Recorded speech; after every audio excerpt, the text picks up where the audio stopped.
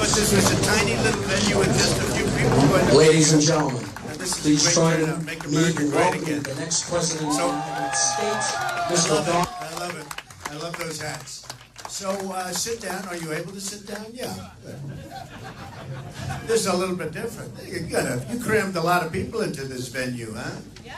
So we're going to do a lot of question and answer. I'll just say a few words to start off. But it's an honor to be here. New Hampshire's been a very special place to me. I have so many friends up here over the years. So even before the whole political thing, I've been here so much. And it always amazes me when I'm up in New Hampshire, the people talk so much about the heroin problem, and you don't see it that way. You know certain locations, and you have certain locations, and you can understand that, but you never see it here, and yet it's the first question I get almost always, how do you stop it? And there's nobody going to be tougher at the border than Donald Trump. Nobody. And we're going to have that wall, and that wall is going to be built. And, we have great people over there. We have the Border Patrol. They're great. They called me. When I first started this whole thing, I got a call. I went to Laredo, Texas. I met with them. These are incredible people that want to do their job. They want very much to do their job. And they're not allowed to do their job. It's just, they're told, stand down, and they're not allowed to do it. And they're going to be allowed to do their job, believe me, folks. And so we're going to secure the border, and you're not going to have the problem that you have right now. We're going to really try and make it. Part of the problem with the heroin, it's so cheap because it comes in so much. The supply is so massive that it's cheaper than getting candy. And your kids are getting hooked, and plenty of other people besides the kids are hooked. And we got to get them better. We got to get them out of that addiction. And we'll do it. We'll do it. We're going to work on it. But that's one of the main questions. Whenever I come here, I'm always hearing about that. And it just doesn't set. You drive through these beautiful areas and the trees on each side, and you want to get out and go hiking. But it is a problem, and we're going to solve that problem. And we're going to solve many other problems. We're going to strengthen our military. Nobody closer to the vets and veterans have been supported. And we got to get them better. We got to strengthen that because our vets have been treated horribly. So we're going to straighten that out. And we're just going to do a great job.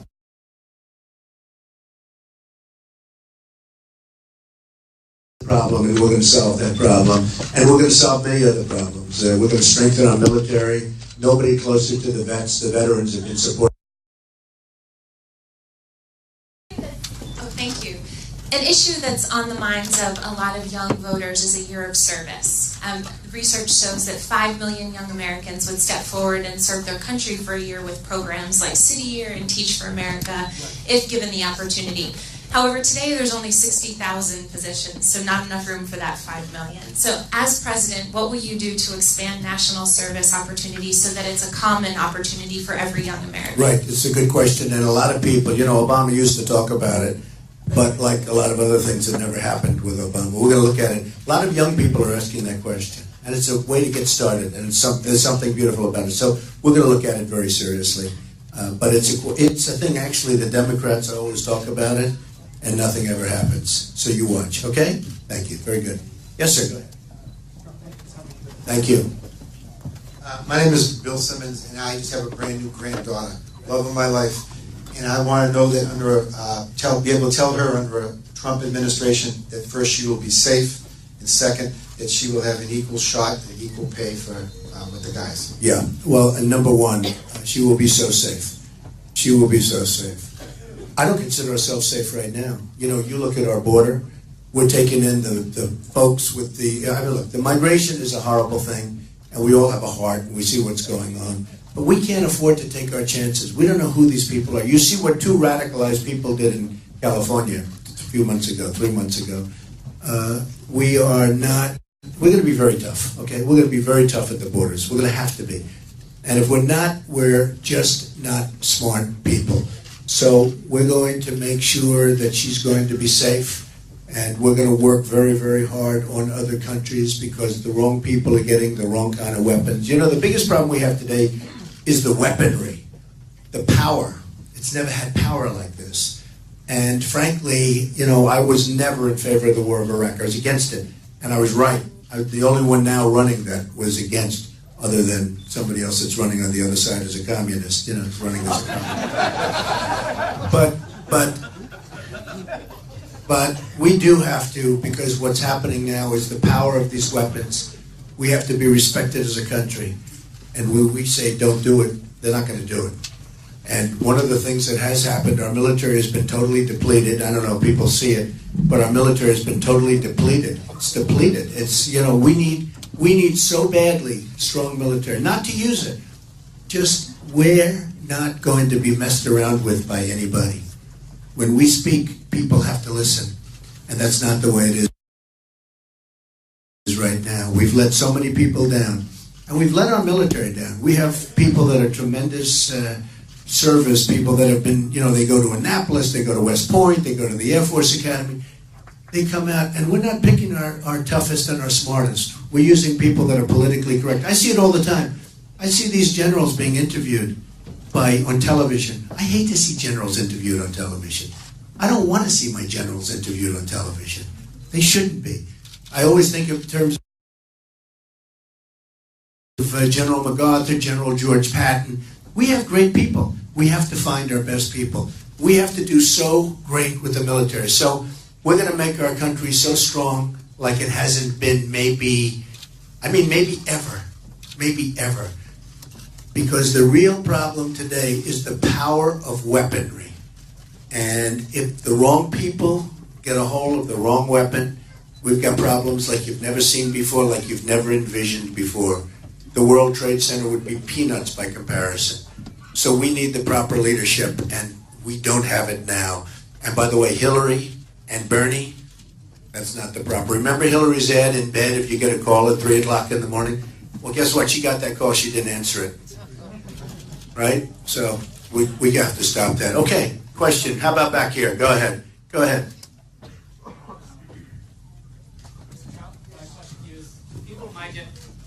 People of my generation are facing a huge issue of the loans on the college debt. What are you going to do as president to try to fix that? Because many of my friends are now graduating college and they're $100,000 in debt and they're not able to go out, find a job, start a business, or even start a family and get a mortgage for a house because the banks are denying them because of that. And the interest rate just continues to increase on those. Did you graduate? Are you graduating? I'm at UMass Lowell. Oh, I'm good. paying for it because I'm in the National Guard. Oh, I see. Okay. Very good. All right. It's a question I'm hearing all the time where young people are really financed up to the hilt. They can't breathe. And I'll tell you, there's two things I'm going to do about it. I'm going to look into colleges because, you know, this is a conduit, the young people. They get the money, they borrow from the federal government. It's one of the only things the federal government makes money on because they're charging these kids a lot of money and they make money. You know, the federal government makes a lot of money on these loans to students because, for one thing, the students want to pay off their loan and they work hard to do it. The biggest problem we have is the students come out and there's no jobs, right? They come out, there's no job. They wouldn't mind. They don't mind borrowing a little money. The other problem they have is the schools are too expensive. Because if you look at these schools, what they've done is they've increased the numbers so high because the federal government's going to pay for it. So the government gives them all of this money, and they keep going up, up, up, and people get more and more money that run the schools, and they spend more and more money. And I'm going to find a way that we got to stop it. Because if you look at the cost of running these schools, so now what they do is they get more money from the kids, and they just keep getting more money, more money, more money. The fees keep going up, up, up, and we're going to find a way. We're going to do something with regard to really smart financing. And we're going to lengthen it out and lower the cost, but we have to do something. The biggest thing we're going to do is we're bringing our jobs back into this country. We're bringing them back from China. We're bringing them back from all over the world. We've been stripped. And one thing I can tell you, New Hampshire's been, I mean, you're the prime example. You go around, you see some of these buildings around here that used to have factories, and now they may be converted to senior citizens and different things, but they're taking business like crazy. And so many other places. We're bringing our jobs back so that when they get out, they're going to have a job because that solves all problems. But the cost has gone up way more than it should have, okay? Arnold, I know Al's not here today, but we forgot to do one very important thing before we started, and we forgot to do the Pledge of Allegiance. And I also want to take...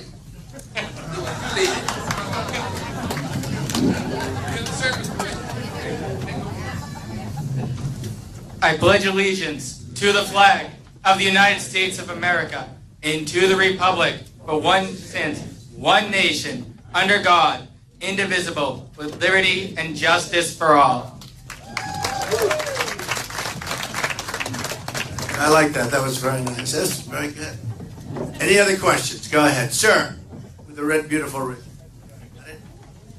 Trump, Yes. with your permission, I'd like to make some statements back here as to why you must be the president of the United States. Oh, I love this guy.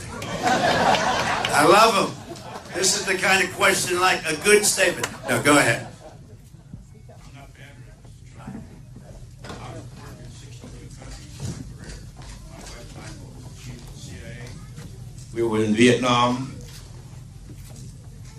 We evacuated Nam, we evacuated Tehran, so I've seen a little bit of the country and the world. I was in countries where the trail of corruption from Bill and Hillary Clinton, 90% of the people in here have no idea of what the bought and sell people in this government have done to us and to our economy. I'm sure everybody lost money back in '08. I know I've not recovered. There's reasons for that. One of them is your arch enemy, the Federal Reserve, who's not a federal government agency.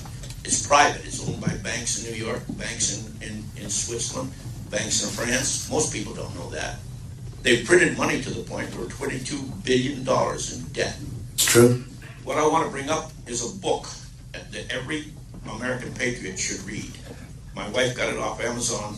It's called Clinton Cash: The Untold Story of How and Why Foreign Governments and Businesses Help Make Bill and Hillary Rich. I've been through it, but when I read this, I think I needed a barf bag. It's that bad. How in God's name? I know you're not bought and paid for, and I've told everybody, that's why I'll vote for you. I'd vote 10 times if I could. But how are you going to fight this corruption that now exists? It's such a great question. Well, first of all, I'm not bought and paid for. And I'm self-funding my own campaign. All these other guys are not. I watched television, the different shows this morning, and I watched this stiff, Jeb Bush. He's a total stiff, Jeb Bush. Here's a guy, honestly, if you weren't in government, if he weren't in government, you wouldn't hire him to do anything, okay? You wouldn't hire him. If you had a company, you wouldn't even hire him. He's on every show. Donald Trump said this, Donald Trump said that. And then he said, see, I'm the only one taking on Donald Trump. I'm not afraid of Donald Trump. He's like a child. He's like a spoiled child. He spent $110 million on a campaign, and he's nowhere.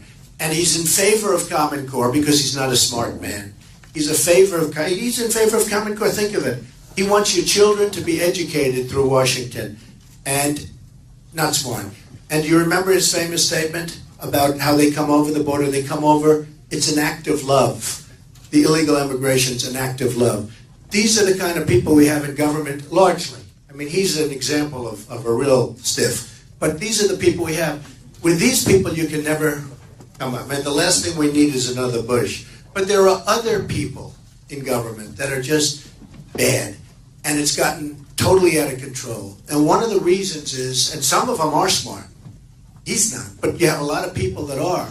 But they're given tremendous campaign contributions by the drug companies, the oil companies. And so a lot of times you'll see things happening, and you'll say, how could that be possible? Like, I'll give you an example, the drug companies. They have total control over the different candidates, except me. I'm the only one on either side. I won't take the money. And the money that's been offered me, Bush raised $128 million, supposedly. Can you believe that? $128 million. What a waste of money. But he raised $128 million. I would have had a fund that would have been 10 times more than that if I wanted to, if I accepted the money. And I just decided I want to do this. I don't know, I'm not sure that I get credit for it, to be honest with you. You know, when the voters go to the voters, I don't know if they know this, if they realize it.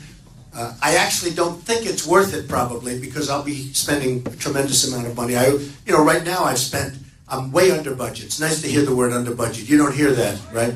But I'm way under budget in terms of the campaign because I've gotten so much publicity I haven't had to advertise, essentially. But I don't know that it's worth it, but it's really the right thing to do, because when you have an oil company giving you money and you have to do something with oil, governmentally, or when you have a drug company. So the drug companies sell their drugs for I'm talking about prescription drugs and different drugs to make people better.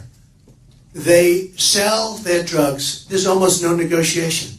It's almost like if you walked into a drugstore and bought them right off the counter. And yet they're the largest purchaser of drugs in the world. If we had somebody that negotiated, like me, like somebody that, or if we had a favored nations clause, that we would pay, because this is almost better, because you put too much pressure on a negotiator, because they can become dishonest, okay? They end up being dishonest. They end up going to dinner with the drug company's head every night, and then all of a sudden you'll see things happen that aren't pretty. But you put what's called a favored nations clause on. So it says, because we're the largest purchaser, we will pay, maybe even add this, 10% lower than the lowest price that they sell drugs to anywhere in the world. So wherever they sell, whoever has the lowest price, we get 10% lower. You would save probably $300 billion a year. One thing. That's one. Now you have the same stuff on military purchases. They buy planes and they buy missiles. They buy things that they don't want. I mean, I've read about it over the years. A lot of times they're ordering equipment that they don't want. The reason they're ordering that equipment is because the manufacturer of that equipment has the politicians totally controlled, okay? We're going to get the equipment that they do want, and we're going to get plenty of it. But this is the problem with politics. You know, you have people that are, in some cases, dishonest. In some cases, they are inherently dishonest because the system's a dishonest system. Who knows the system in a sense better than me? You know, I was on the other side. 7 months ago, I was a contributor, a big contributor to everybody. You know, I contribute to everybody. And I understand the system. And it's faulty. There are worse systems, but it's faulty. And we have to do something about it. So that's why it's an honor to be doing what I'm doing. I mean, we've had such a great reception. I mean, the one thing I'm asking, I don't want any of your money, but I'm asking you, you have to go out and vote tomorrow. You have to do it because, you know,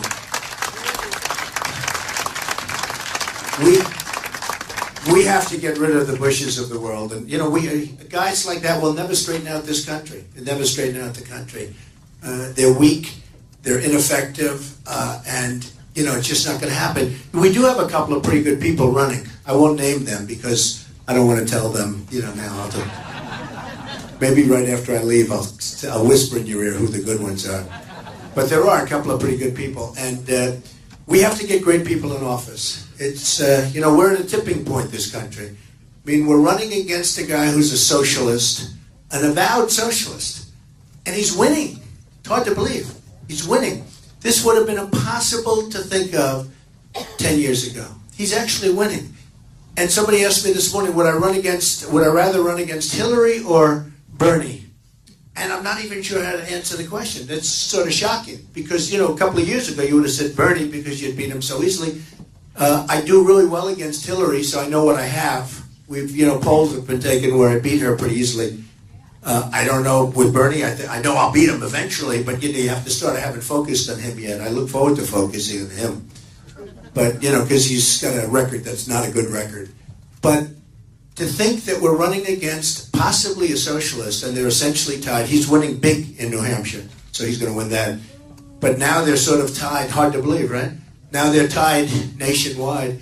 And it'd be very interesting to see what happens with Hillary. So now I don't really say Hillary anymore because I don't know if I'm running against her. And then, of course, she shouldn't even be allowed to run based on the email stuff, but we'll find out. We'll find out. Okay, another question? Yeah, go ahead. Go ahead. Thank you.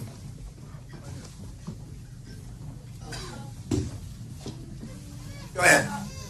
I just turned 13 last week. He's reading the question. Now, I want to know who typed that out for him. Okay, go ahead.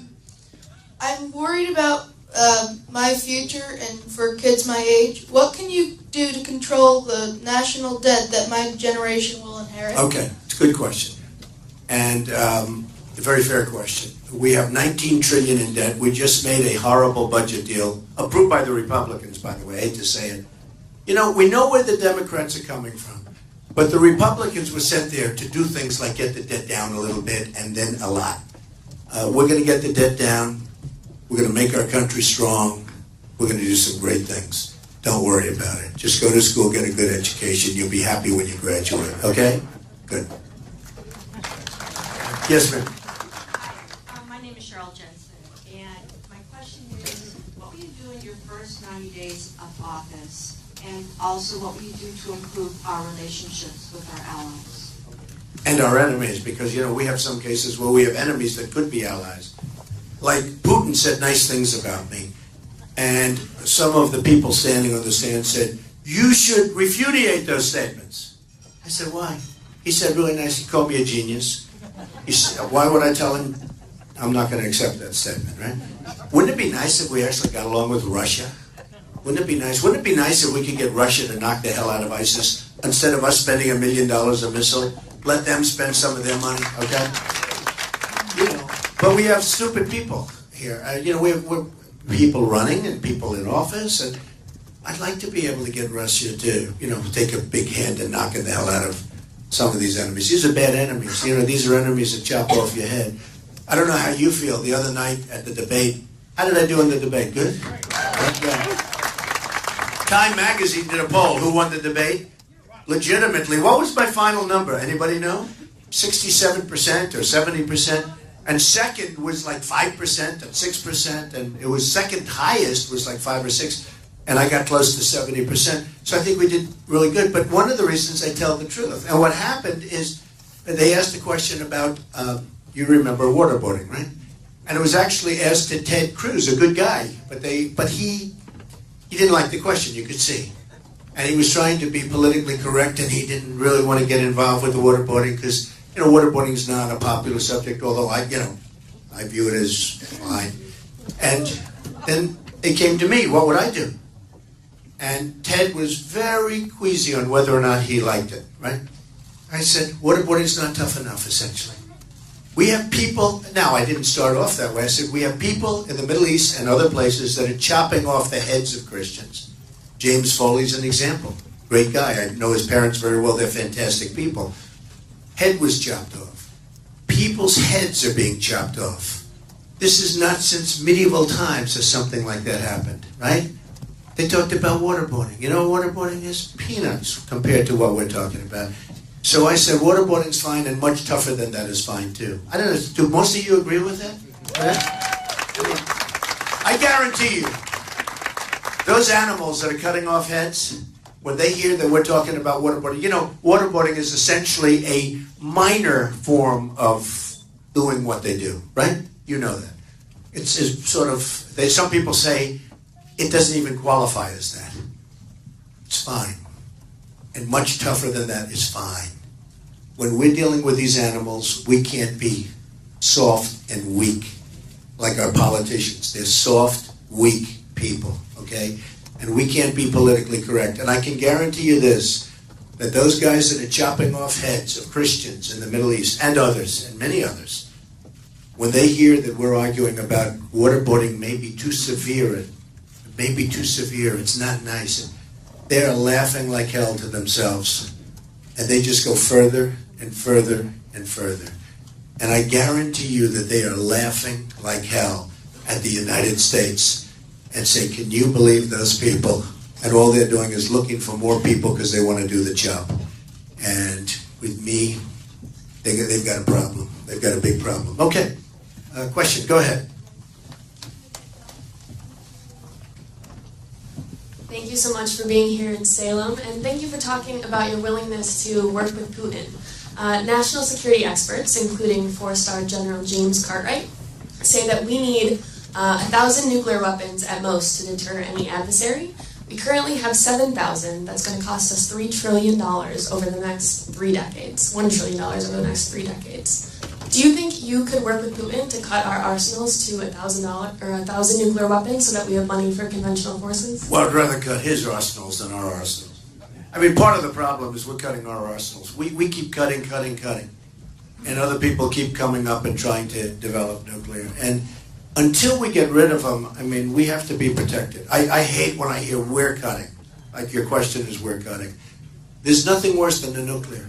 You know, my uncle was a professor at MIT for many, many years, and he used to tell me a long time ago about the power of nuclear, the power of weapons in the future. And I won't even get into it, but power is so awesome that, it's a real problem. So I want people to cut their arsenals before we cut our arsenals. We like to cut, and will you follow? And I know for a fact that when they say they're going to cut, they don't cut. We cut, they don't cut. So with me, it's the deal. I will tell you, I'm going to get other people to cut. We have to do something with nuclear. We have to take care of this guy in North Korea, and I wanted China to do it. China got rich on the United States. The theft was incredible. The greatest theft in the history of the world is what China took out of the United States. They rebuilt China with the money they took out of the United States. So I want China to work on North Korea. They have total control. And you know who the number one partner of North Korea is? Is Iran. So when we made the Iran deal, and we gave them $150 billion, why didn't Kerry say you have to take care of North Korea, get that problem? Get that problem taken care of. They do tremendous business, and their leading partner is actually Iran. And yet we make a deal. We don't get any help with North Korea. So we've got this maniac. We've got South Korea that we protect for peanuts. We got 28,000 soldiers on the line. And he's claiming he's making nuclear weapons. And he is. He doesn't have a delivery system yet, but he will eventually. And we have to do something about that. China can do it. China says, well, we don't really have that much. China's just taunting us. They have total control. And Iran has pretty good control. And we blew the chance with Iran because we gave them the money. We got nothing. That deal is the worst deal I think I've ever seen made. But we'll take care of it. You don't worry about it, okay? You have confidence, I think. We'll take care of it. Yes, go ahead. I've been following you since the early 80s. I know a lot about you and your family. You're a great man. Nobody will negotiate the way you will.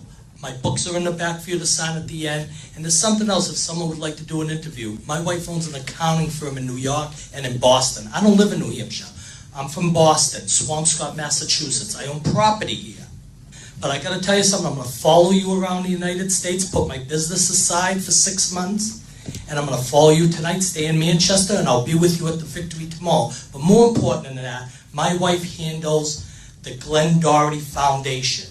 He was left behind by Hillary Clinton, and nobody in this room knows the truth, but I do. They were left behind. 2 gentlemen, Navy SEALs, were left behind at Benghazi with no ammo. There were 30 rounds left each, approximately. And she left them there, and they could have got out of there. That's a president? Yeah, I've heard that. I've heard about that. And the whole Benghazi thing is a horrible thing. It's amazing. It hasn't resonated with the people like it should have. Part of that is the mainstream media didn't play it up very much. And it never resonated to me like it should have. You know that. But if you really look at Benghazi, what a disgrace it was and how badly she handled it, from the ambassador to the other young guys that were killed horribly. And by the way, horribly killed. Nobody talks about the way they were killed. From what I understand, it was, it's better not to talk about it. But it was horribly killed in the worst fashion possible. So, no, it's going to be a whole different ballgame with me. Believe me, it's a whole different ballgame.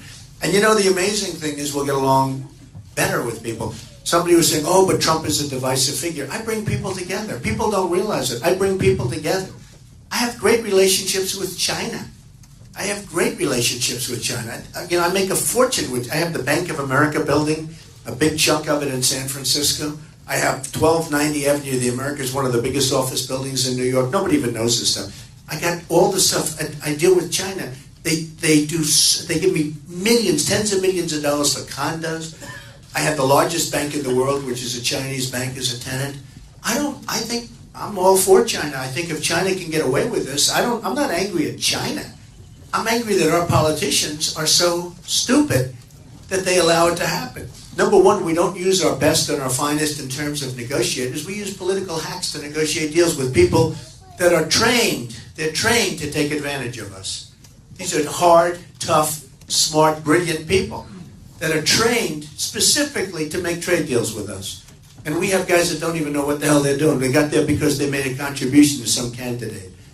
So that's going to stop. We're going to use our toughest, best business people. We're the best business people in the world, and we're going to use our best business people, our best business minds, and we're going to turn around. We're going to lose this year $500 billion having a trade deficit with China. Think of what that is. $500 billion. We're talking 1 year. That means we have a trade deficit with one country of $500 billion. And then Obama gives a big party, a state dinner for the head of China. They probably don't even talk about it. It's just insane. It's going to be different, folks. It's going to be different. We're not going to have state dinners. I'll have state dinners. When we break even, I'll have state dinner. When we start making money, I'll have a double state dinner. But no. We got to get Apple to make their computers in the United States. Okay? Now, the problem we have is China devalues their currency and knocks the hell out. There's no better currency manipulator ever in the world than China. Now, other countries like Japan are doing a great job, too. We don't do a good job. We do a bad job.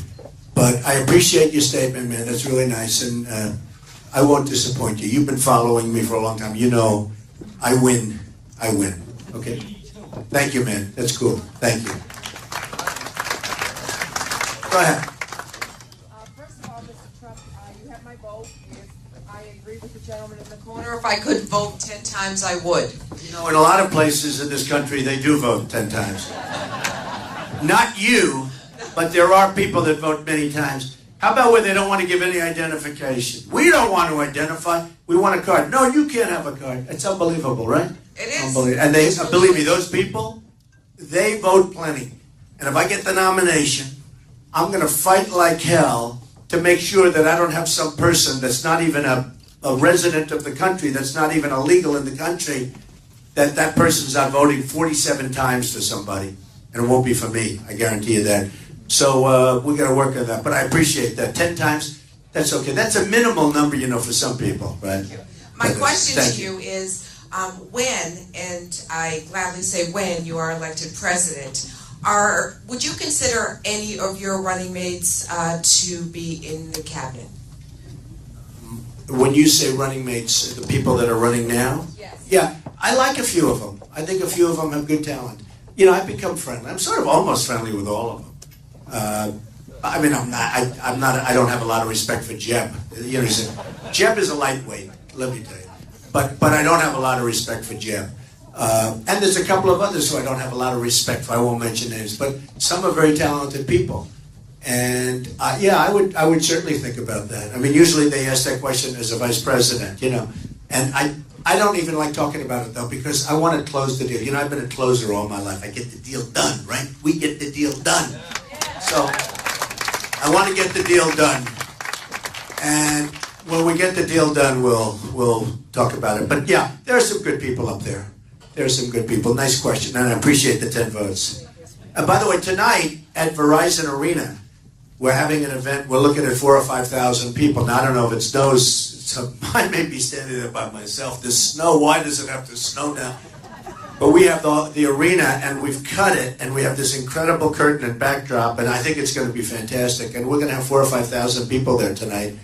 Could be even a little more than that. And you guys are all invited. I think we're going to have a little party, and then the next day you're going to leave that arena, you're going to go out, you're going to stand, and I don't care if it snows or not, we got to vote, because we really do. I said before, I'm not asking for your money, I'm asking for your vote. The one thing we have to do, because this is like a destiny thing, we have a movement going on.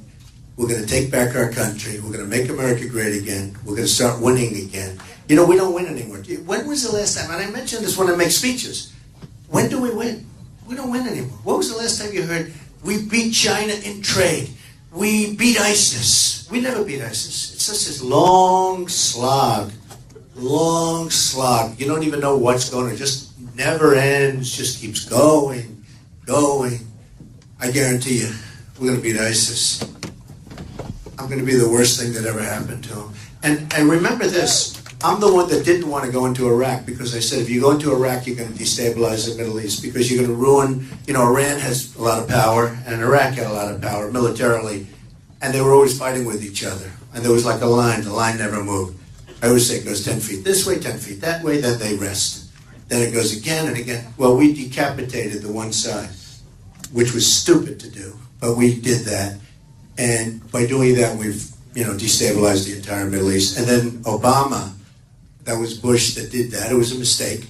And then Obama, remember, took Jeb 5 days before he realized it was a mistake. He had no idea how to answer the question that his pollster told him. Obama then didn't get out the right way. He gave a date. How about this? He gives a date. We are getting out of Iraq on this date. And the enemy pulls back, and they say, why should we fight? They're leaving. So they get out. The enemy takes over. It's so sad. The way we run things is so sad. I'll give you another little example. A few months ago, remember the 50 soldiers that we're sending over? So he gets up and announces that we're sending 50 soldiers. Those soldiers have a target on their back. Why can't he keep his mouth shut? You know, we're so predictable. We need unpredictability. Sometimes I'll get a question from these people, and I'll say, I don't want to answer the question, because if I win, I don't want to give everything to the enemy. You know, they want answers for everything. The problem is, if you don't give them the answer, then they'll say you don't know, which is always a problem. It's our system. But we need unpredictability. We have such predictability. We have guys on television, yes, we're going to attack here, and then after that we're going to attack here, and then we're going, that's the way we do it. The enemy's watching. And we need some silence, and we need unpredictability. We have to be more unpredictable. And you know what? And if it costs me votes, and if some people want to say, for instance, I was the only one that said hit the oil. I've been saying hit the oil for 5 years, right? I've been saying hit the oil, hit the oil. And Obama actually had one of his big military people come out a year ago, and they asked him on television, well, Mr. Trump is saying take the oil. What do you think? Because I actually said take the oil, not just hit it. I said hit it, but take it. And this military said, no, that wouldn't work because of it. I said, why wouldn't it work? In the meantime, it turned out I was right. And they've made so much, ISIS has made so much money with the oil that they're very powerful. Now if you hit the oil, they're good for 2 or 3 years because they've made so much money. They're making $1 million a day with the oil. They were. Now they're still making a lot of money with it.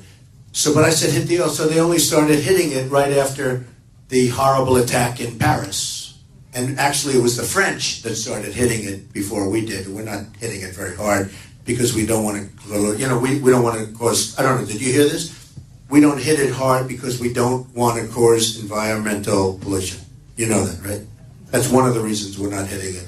We don't want the atmosphere polluted. I mean, this whole country is so, these people, they don't know. They don't know. When they think that global warming is a bigger threat than Russia, nuclear weapons, China, ISIS, all of this, what's our biggest problem? Global warming. It's sort of funny, and I tell this story all the time. Obama's always talking about the carbon footprint, and yet he'll fly to Hawaii in a 747 and back to play golf. But we talk about the global footprint and the carbon footprint, and it's crazy. It's crazy. So all of that stuff will stop. One thing I would say, I love golf. I love the whole thing. I own many of the greatest clubs. I own Doral. I own Turnberry in Scotland. I own some of the greatest. I own like just about the greatest clubs in the world, many of them. But you know what? When you're in the White House, who the hell wants to play golf? And number one, there's so much to do. You got to get people together. And if you do play golf, I think it's great because you get people together on the course. Do it with groups in the Congress and people like that you have to make deals with, and people from other countries, and play and have a good time and be their friends and cajole and make deals that are great deals for this country. Don't play with the same people you've been playing with, your friends. It doesn't do you any good. But if you were in the White House, who wants to leave? You're there for a limited period of time. You got to work hard. And you got to, to make deals like that, where you have to make deals with Congress, you have to get along with the Democrats, make deals, but make good deals. Good deals. Like Reagan used to do with Tip O'Neill. But to do that, you have to work hard. It takes a lot of time. It takes a lot of effort. And we're going to get great deals done. We're going to get great deals. We're going to bring the country back, because the country is really, right now, our deficit is phenomenal. Essentially, it says we lose a lot of money. Our deficit is just right through the roof, and we're going to make great deals and we're going to bring it back. Yes? Go ahead. Thank you, Mr. Trump. We talk a lot about general policies, but I want to get a little bit more specific, if it's okay. I'm from a community in Connecticut, one you're familiar with, I won't name it. You own a home there. Greenwich? Yes, sir. Their plans... He's a rich guy. Did Hillary send you, by any chance? No. There's plans in place now to relocate a few Syrian families in the community. The community has been very open and welcoming of these families. Some of their children are ages 5, 8, 10, 12, are planning to go to school there. I know we all probably know what your general policies are towards refugees. I'm wondering if you would be able to look at these children in the face and tell them that they are not allowed to go to school in a community. How long have they been here? Some of them are here and some of them have been here. How long have they been here? Some of them aren't here yet. Oh, I can look at their face and say you can't come here. Look, we have a country. I'll look at them. We don't know where their parents come from. Their parents should always stay with them. You have to keep them together, and that's very important. But we don't know where their parents come from. They have no documentation. They have no documentation whatsoever. I've talked to the greatest legal people. I've spoken to the greatest security people. There is absolutely no way of saying where these people come. They may be from Syria. They may be ISIS. They may be ISIS related. As you know, and you've been reading, they caught people with ISIS relationships to the migration, where they got pulled out, fully ISIS related. A lot of things that are strange. You look at the migration, there's so many young men in the migration. You say, where are the women and children? There are women and children, but not a lot. And then you see them on cell phones. Where the hell do they get their cell phones? There's a migration. They have no anything, and yet they have cell phones. And then they have cell phones with ISIS flags on them. You've seen that. And worse, they have cell phones with a lot of bad stuff on them. A lot of bad stuff on them. But they have cell phones with ISIS flags on them. They're in the migration. Where the hell do they get the cell phones? Who the hell pays the bill? Who's paying the bill for the cell phone? And you say little things like that. Does that make any sense, okay? But you look at it and you say, we have enough problems. Now, I believe, look, I have a bigger heart than anybody in this room. And I think what we do is we take an area in Syria, or numbers of areas, we do safe zones. Where you build safe zones. Germany's in turmoil. All of these countries are in turmoil. The crime, by the way, is through the roof. You're going to have a revolution in Germany. Wait till you see what they do with Merkel. What she did is insane. It's insane.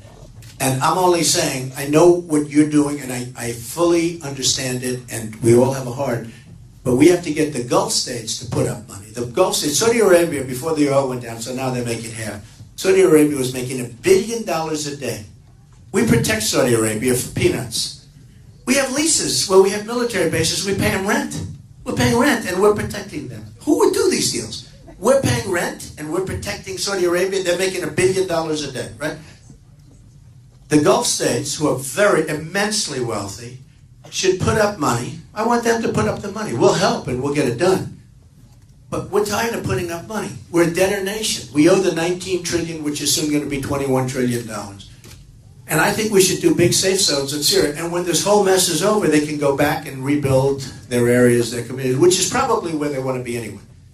You know, I have many people that work for me, and they come from some very poor countries. And I've seen it over the years, when they retire, when they leave, they want to go back to their country. I say, why? Because we love our country. You would never even think that. We love New Hampshire. You know, I wouldn't mind being here. The truth is, you have people that work even in New Hampshire. And when they leave, when they have enough money, they retire, they go back to a country that you wouldn't believe they want to, but they want to. These people probably want to go back to Syria and their areas in Syria when this whole horrible thing is over. So that's what I think we should do. I don't think they should be moving into Greenwich, Connecticut. I don't think they should be coming into the United States, because we have no idea. You saw the damage that two radicalized people can do. We're taking thousands and thousands of people. Now, I don't think it is, but it could be a Trojan horse. But if 10% of those people, if 2% of those people were bad, the trouble is unbelievable. So, but I understand where you're coming from. But there is a second view to that. Okay, go ahead. Mr. Trump, thank you. Early on, you mentioned about keeping jobs in our country. Yeah, and bringing them back in. And bringing them back in. One of the things that I've had to do over the past 2 years is lay off 2/3 of my workforce and replace the workers with employees from India. How do you plan on stopping that? Well, you do have a problem with that. And when you can't get, you have the visa situation. You know, we have a visa situation where you can bring in. And there are some areas, like in California with the grape pickers, where they say that you really have to do that. And I'm totally open to that, where you'll bring them in seasonally and they'll come in legally. Look, the main thing is they have to come in legally. If they don't come in legally, we don't have a country. If people can walk across the border and just walk across like they're doing now, we don't have a country. And are you able to get American people to do the job? Why aren't you doing that? Well, to do the job. So No, we're not you're saying you bringing- laid off people, so and now we're- you so- have people from India. So we're laying off American workers, and then I'm having to hire them over in India. So we built our center. of You mean you're excellence hiring people in in India? So we've Wow. we've Oh, you're absolutely- we've built our center of It's too bad, excellence in India, and we're And why did you do that? Why did you do that? low Why cost. did you do that? So in India? low cost. Because of low cost, yeah. But you know, one of the reasons you can do that is because of the devaluations and monetary manipulation. And our country doesn't know.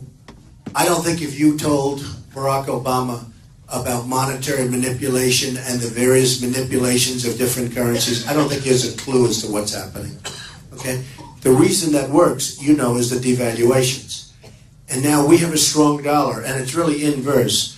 A strong dollar means we're not going to do any business, basically. I mean, it sounds good. You know, it's funny. The word strong dollar sounds great. Oh, we have a strong... That's the good news. The bad news is we're not going to export anything.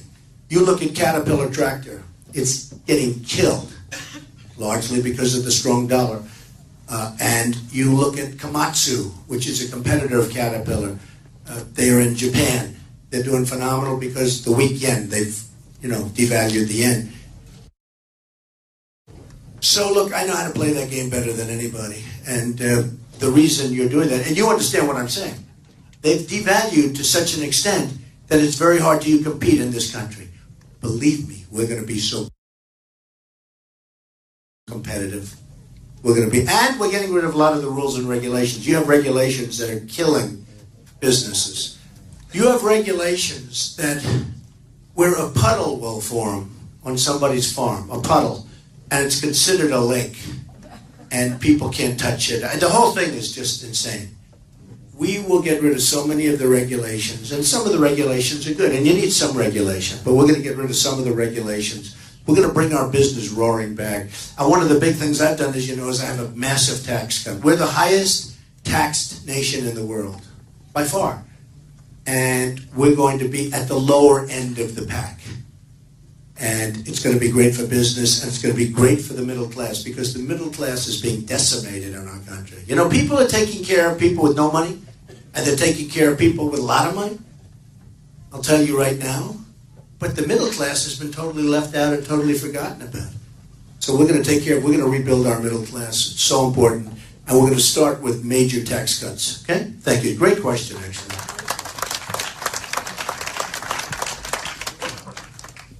Hi, how are you? All right. I don't have a question, Mr. Trump, but speaking for myself and the rest of the women in this room, to see Melania in the White House would be nothing short of phenomenal. And when you say that she's as beautiful on the inside as she is on the outside, I think that's great. So go and make America great Well, I'll again. tell her. She's coming in a little while, so I'll tell her. That's so nice. Thank you. She will. She's a brilliant person. She's very beautiful, but she's even more beautiful on the inside. So I'm going to tell her you said that, okay? It's really nice. Oh, what is your name? Melanie. Thank you, Melanie. So nice. Oh, close. How about one or two more, and then I want you to go back, go to work. I was going to say rest. Don't rest. We got to work in this country, right? But go back, do whatever you have to do, and come tonight if you want. But much more importantly, go out tomorrow and vote. We want to set a mandate. Okay, go ahead. How's it going, Donald? My name's Kevin. Hi, Kevin. I'm a union member, and I haven't heard anybody talk about the union debate, how, obviously the Democrats usually get the majority of the union vote. I'm just curious, speaking of deals and stuff like that, what could you say to the union people that would, get their vote? I love the question. I love it.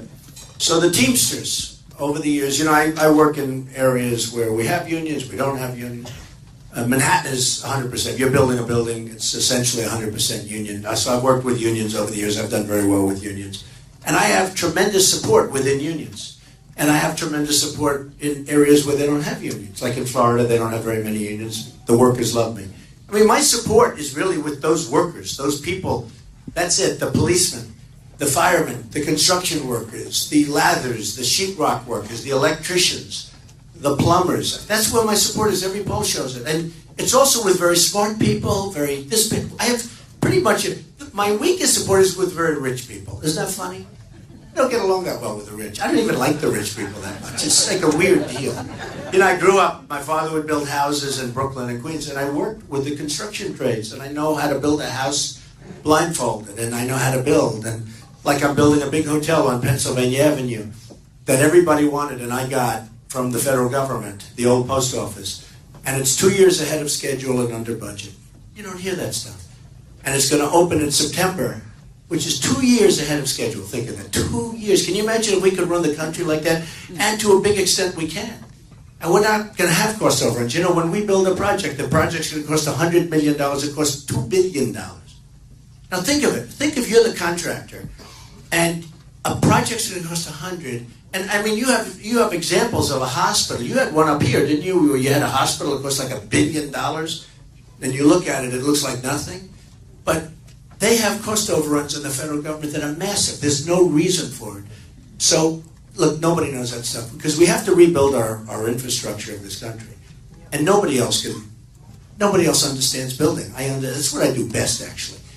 But I deal with the unions. So the unions have a big problem because the unions are almost all Democrat, right? Like the Teamsters. And I don't know if you saw James Hoffa, the head of the Teamsters, about 2 weeks ago, said, I'm not sure what we can do. They're having a revolution within the Teamsters because the men want to vote, the men and people of the Teamsters want to vote for me. The leadership is always stuck with the Democrats because, that's the way it is. It's almost like a tradition. But the workers want to vote for Trump. And they're having a hard time. And they were going to endorse Hillary and they put it off. Pretty sad. But the men and women of the Teamsters are with Trump. They're going to vote for me. The workers of this country are going to vote for me because I'm going to create jobs. Hillary's not bringing back jobs from China. She wouldn't do that because there are too many fundraisers that she's given for people where it makes sense to be in China, including the country itself. China itself has lobbyists. Can you imagine how much they pay these people? And these lobbyists contribute to the candidates. The other night at the debate, okay? So I saw people I know so many people. I know many of the lobbyists. I know many of the special interests. I know the oil company guys. So we have like 1,000 seats. And they were going to give a lot of the seats to the students. And I only got 20 seats. Got the highest ratings I read last night. That debate was the highest rated debate, Republican primary debate. Now maybe it said on Saturday night or something, I don't know. But it was the highest rated that they've had in more than 20 years. They can't find the date. It may have been ever. You know why? Not because of Jeb Bush, a total stiff. Okay? It's because of Trump, I hate to say it. No, they got the highest ratings. No, it's true. So we said we need tickets because a lot of my friends wanted to go. We got 20 tickets. All of the contestants the candidates got 20 tickets, right? So we got 20 tickets. I said, who got the tickets? The RNC told me. They said, the people that put up money, the funders, meaning the special interest, the lobbyists, and the donors. So the donors got all the tickets. I said, but I don't have any donors. I'm going to get killed. I don't have any donors. This is a big point. I'm the only one that would mention that during the debate. Because I noticed that a couple of guys, like Jeb Bush would give an answer, and everybody would clap. Of course, they total control. They have total control over this guy. The donors were all clapping for their individual person. Now, here's the thing. I won the debate. Look, when Time Magazine said I had almost 70% of the vote, and you're talking about hundreds of thousands of people voting in, but when they vote, and then I have 70, and the other ones have 5 and 4 and 3 and 7, I think was the highest one. Well, you know, I say, why are they clapping for the various other candidates? Because those people are all giving them money.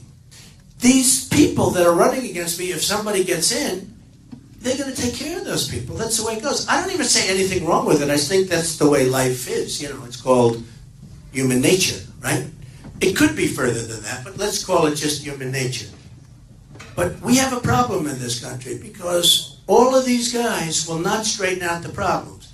When the oil companies come to me to, you know, get rid of a tax that they should be paying, or when the oil companies come to me to do something else, or when the drug companies come to me and they say, Donald, this is terrible. They actually want us to bid out drugs. They want us to bid on the price. I'm going to say absolutely. No other candidate's going to say that. Because the drug Johnson & Johnson, I mean, Woody Johnson, who is a big owner of Johnson & Johnson, he's a great guy. He owns the Jets. He's a friend of mine. But he's in charge of financing for Jeb Bush's campaign. I was just telling you, just unrelated, I was just telling you about the drug companies. He is an owner of Johnson & Johnson. It's Woody Johnson. So when he goes to Jeb Bush, do me a favor, Jeb, don't put out competitive bidding, even though it's going to save the country maybe $300 billion a year. Do you think Jeb Bush is going to put out competitive bidding? I mean, it's ridiculous. So, I mean, and that's the way life is. I'm not even blaming anybody. With me, you're going to get a fair shake. With me, again, I don't get any money from any of these special interests. And I know the special interests. I know them better than anybody. But I don't want their money. They've offered me so much money. Look, I've been #1 in the polls practically since the day I announced, which is June 16th. Right? When you're #1 in the polls, when you're #1, everybody comes to you to give you all the money you want. I could have had, I'm telling you, I would have had a $500 or $600 million fund. And I said, I can't take it. I'm not going to take it. I could have had the biggest fund ever created up until this point. So easy. Guys were offering me $5 million. Can I do 5? Can I do 10? I have one guy who's a very rich guy. He didn't even understand me. Every time I see him, no, you don't understand. And he's not even that political. And actually, I don't even think I'd ever be able to do anything for him because I don't even think he needs politicians. But he comes to me and goes, Donald, I can tell you what he does. Fantastic success. And it's in Palm Beach, Florida. And every time I see him, he comes up to me and goes, Donald, no, you don't understand. I want to give you money. And I go, his name is Howard, his first name, okay? And he's such a good guy. I go, Howard, you don't understand. I don't want your money. And he goes like this, really? I don't understand you. He doesn't even understand. He's a really rich guy, really smart. And every time I see him, he goes, Donald, can I give you money now? He doesn't want anything. He just wants to give me money, and I keep turning him down. And I feel a little foolish because, my whole life has been about taking money. And I joke, I say, my whole life has been about being greedy. I'm greedy, I'm greedy, I'm greedy. Now, I'm going to be greedy for the United States. I'm going to bring in money for the United States and jobs. We're going to be greedy for the United States. And I have said, even some of my opponents say Trump can't be bought. I can't be bought, it just can't be bought. I did too well. I made too much and I did too well. And that's the way it is. So I can't be bought. And that's what you need, folks. You need somebody that can't be bought.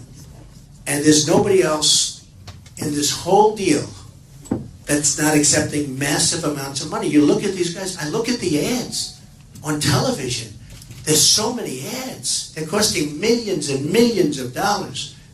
And it's all being paid for by lobbyists and special interests.